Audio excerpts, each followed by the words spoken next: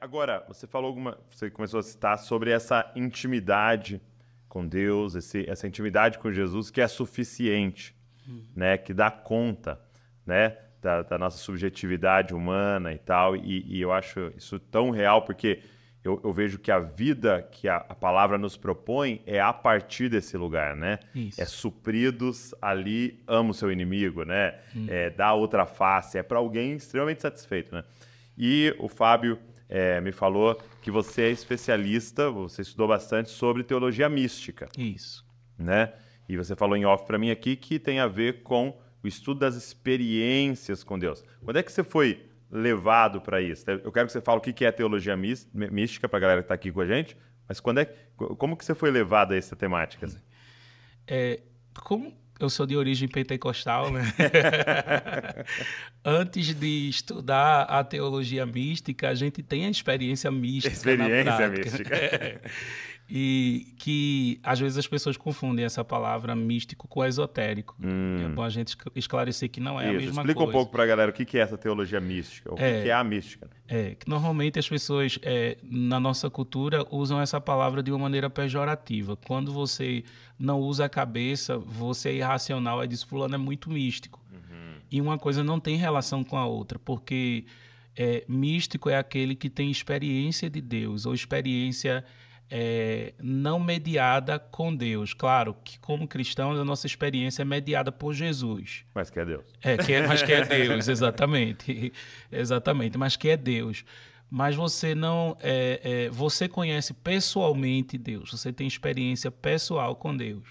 Então, sua experiência ela não é assim a partir somente dos sacramentos, a partir somente das confissões de fé.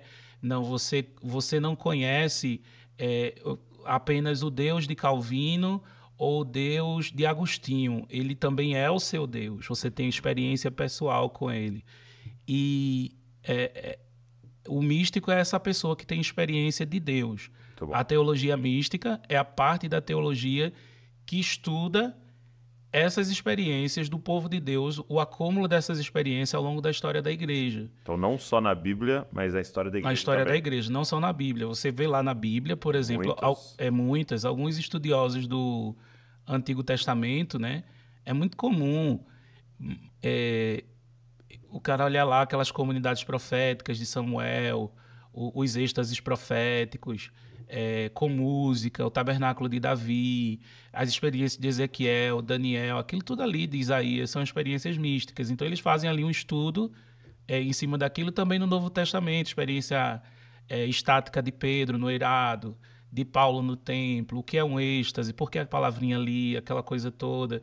E depois você vai observando os padrões ao longo da história da igreja, e não só a experiência em si, mas o que resulta dessa experiência. Por exemplo, vamos pensar uma experiência contemporânea, o cair no espírito, né? A experiência de cair no espírito. Na igreja episcopal, como na igreja católica, a gente chama de repouso no espírito, ou descansar no espírito. Ah, bonito, gostei. É uma outra expressão. Fulano repousou no espírito.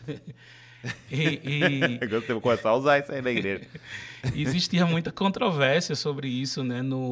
Principalmente lá quando começou o avivamento de Toronto, né? E as coisas começaram a acontecer aqui com mais intensidade. Houve até uma controvérsia teológica em torno disso. Alguns apologetas queriam associar isso a uma coisa assim mais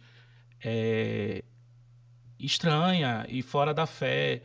E eu lembro que Sam Storms, no livro 5 Pontos de Vista, né, ele estava do ponto de vista continuista, ele dizia assim, o fato de uma experiência ser estranha não significa que ela não é de Deus. Porque o argumento do irmão sensacionista era que as experiências narradas pelos místicos eram estranhas demais. Então elas não poderiam ser sinal de que o Espírito continuou operando através dos séculos. Aí ele diz assim, se não tivesse escrito na Bíblia que um cara caiu morto em cima dos ossos de Eliseu e ele ressuscitou, isso é muito estranho. Isso é muito estranho. Se não tivesse escrito na Bíblia que Jesus cuspiu lá e colocou no... Isso é muito estranho. Sim. Mas a Bíblia está cheia de coisas. Então o critério não é ser estranho. O critério é o fruto que resulta dessa experiência.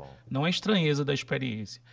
E aí você vê, quando acontece isso de aparecer um fenômeno novo, a tradição carismática luterana, o movimento carismático cresceu muito nessas igrejas mais antigas, né, na década de 60. Então, a tradição carismática luterana, metodista, católica e episcopal, ela não diz assim, a gente descarta isso, a gente vai se reunir para estudar isso, Sim. chegar a uma conclusão sobre isso e ter uma orientação pastoral sobre isso. A teologia mística, ela inclui uma orientação pastoral. Tipo, os fenômenos do espírito não devem ser proibidos, mas não devem ser sugestionados. O que é normal acontecer numa experiência do espírito não é normativo. Então não vamos instituir o Ministério do Paninho e provocar que aconteça. A gente deve Então ter não pode fazer a segunda-feira. A segunda-feira do dente de ouro. A segunda-feira... Não, a gente está aberto para o Espírito fazer, mas a gente não vai tentar fabricar isso, né? Muito bom. Fabricar muito essas bom. coisas. E o livro do Jonathan Edwards, Afeições Religiosas, é baseado nisso, né? Isso. Quando eles estão experimentando um reavivamento ali, né? E começa a acontecer... Coisas estranhas. Ele não se apressa em dizer, apesar de ser extremamente, né? Quase que cético ali em relação àquilo. Isso, ele era bem criterioso. Bem criterioso. Ele, então, decide olhar para isso e perguntar para o Senhor sobre isso, estudar sobre isso, né? Isso. Ele faz uma divisão entre a obra ordinária de Deus e a obra extraordinária de Deus. Eu estava conversando até com um amigo sobre isso. Eu fiz assim, a gente tem que ter cuidado porque o remédio ele deve ser aplicado, né, à solução de um problema no lugar certo.